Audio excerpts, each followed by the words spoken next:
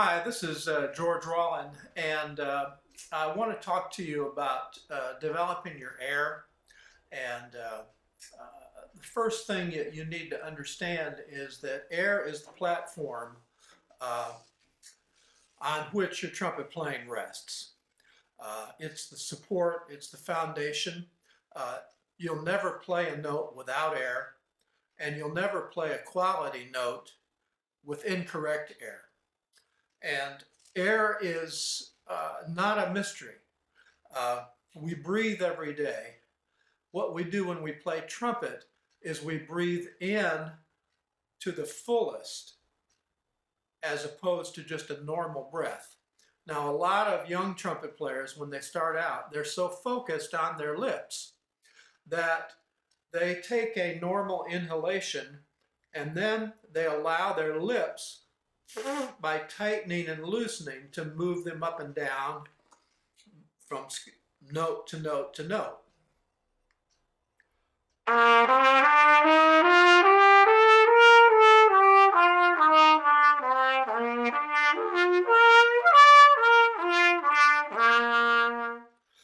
And what happens then, I'm out of breath, because I just took a normal breathing breath.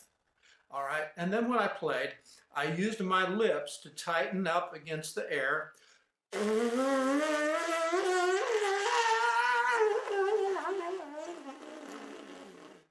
All right, and so by tightening my lips, then the vibration goes faster because I'm squeezing the air a little bit, and I'm getting the sound out by a manipulation in here. Now, if I use my breath correctly, I take a little fuller breath. A full breath means that it's an ah type breath. And some people say breathe to the bottom of your lungs first and then let it fill up. That's a little confusing. I just say fill up your whole body with air at the same time, as if perhaps there were a big mouth in the middle of your chest, where you feel your stomach, your waistline move out a little bit, you feel your lungs expand, and you may even feel your shoulders rise a tiny bit because the air is pushing up. All right, not like this, but just.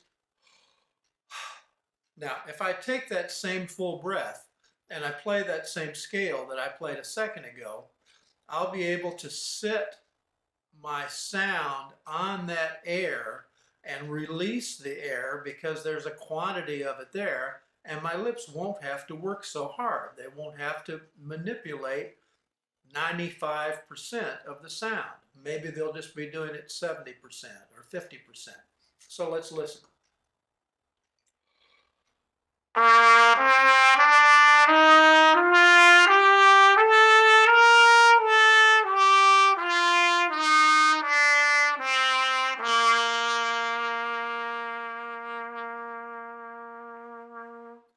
Now, the strange thing is when you fill up and you let the sound come out, you'll feel as if your whole body is participating in the tone.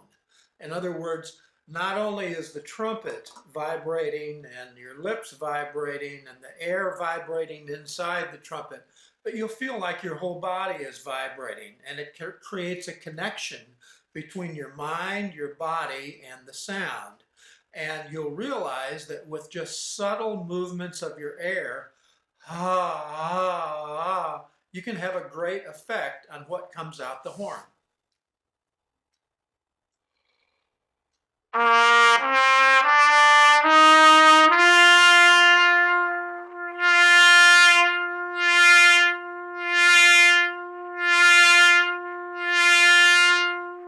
So what I've done there is I've eased off on my air and then I've turned the air back on.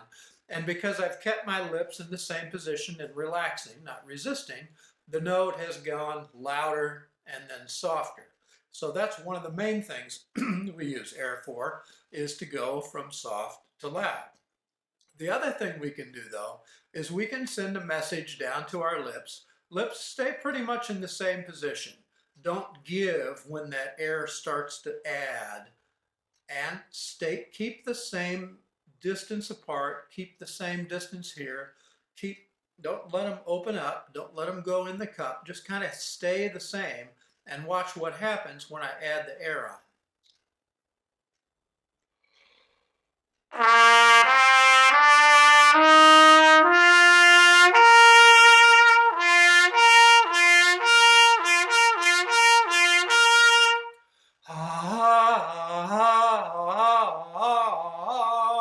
And with my lips being told to stay at the same place, the same aperture, then the air causes your lips to vibrate faster because they're beginning to resist the air. So in other words, your air can activate your sound to get louder or softer, or your air can activate your muscles in here with a mental command that tells them to stay in the same place, so that as you add the air, the note goes higher and the note goes lower, depending on how that works. So that's how the air functions when you're playing the trumpet. Now, if you take a shallow breath, a breath that only is in here, and it kind of feels cold in your throat right here, you know, and you just feel it go down, listen to how it affects your sound. All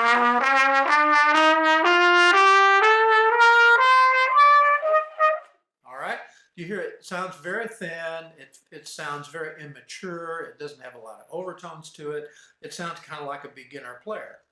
Now, on the contrary, if you overfill your air all the way up, this is what happens.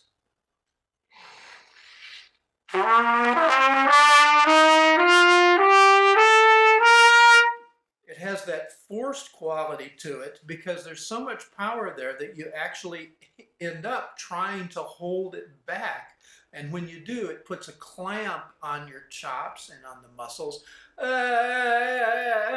there's resistance is built back here in your throat.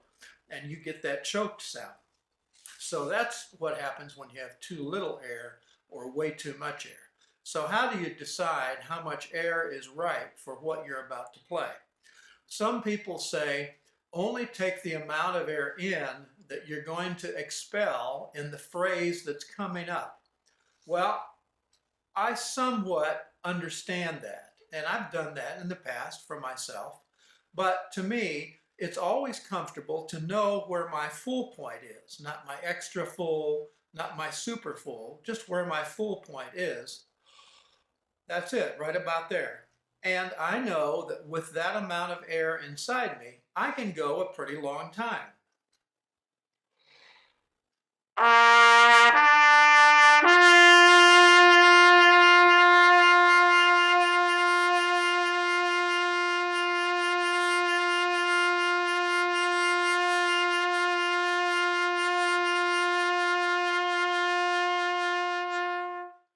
Which generally is longer than any phrase that you would play,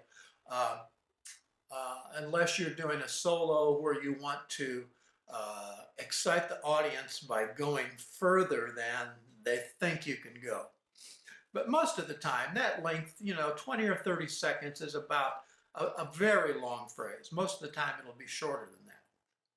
All right. So now, how do I pulse the air smoothly so that I can either go soft to loud or higher or lower? Well, the first thing I want to teach you is how to back off your air and let the note fall down to a lower note. That's real easy to do, and most of us can learn how to do that. But if you back off too fast, this is what will happen.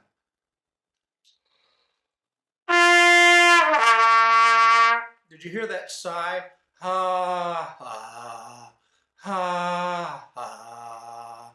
All right, so what we want to do is we want to tell our chops to stay focused on the G. Ha, and then at the moment we release or let up on the air, just a certain amount, we're also going to let these chops relax.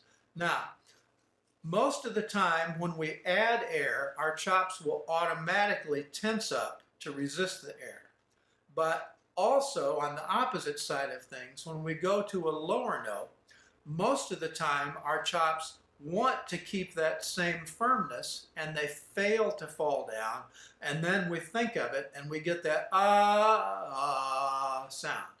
So in order to overcome that, what I do is I think of tying a string to my air column, and I've got a G and then I have a low C, and I'm going to run that air between the G, ha, ha, ha, and even though I'm releasing the air here, I'm still thinking forward to tie those two notes together.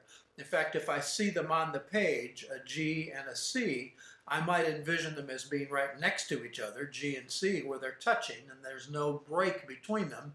Or I might actually envision a little column of air between them or a straight line between them.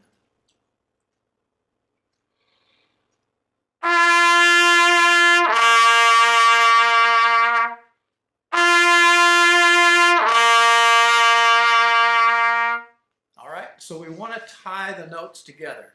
Learning to tie your notes together when you're a beginning student is very, very, very important. When you play a scale, don't allow your air to just kind of step up. Ha, ha, ha, ha, ha, ha. You want it to increase.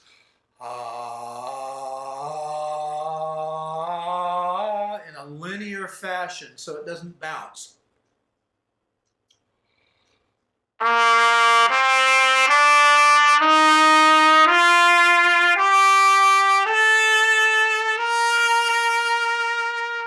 That also keeps the sound the same on every note, so it doesn't get louder as you go up and softer as you go down. The same volume you start with is the volume you end up with at the top. And that's a great way to practice, is keeping the notes the same sound and the same volume.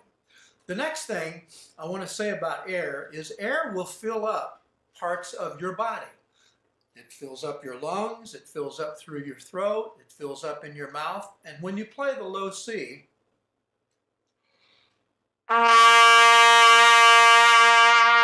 you'll feel how it kind of moves against everything, kind of bumps against things down here, ha, ha, ha, and opens a nice round chamber. Now, as you go up from the low C to the middle C, what happens is most of us want to let that chamber shrink, and this is what it sounds like.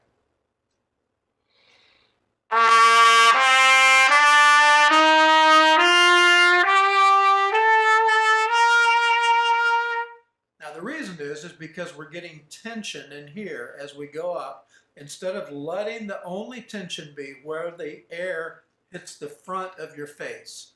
We shouldn't have tension back in here. So we should still feel that nice big floating full sound down here.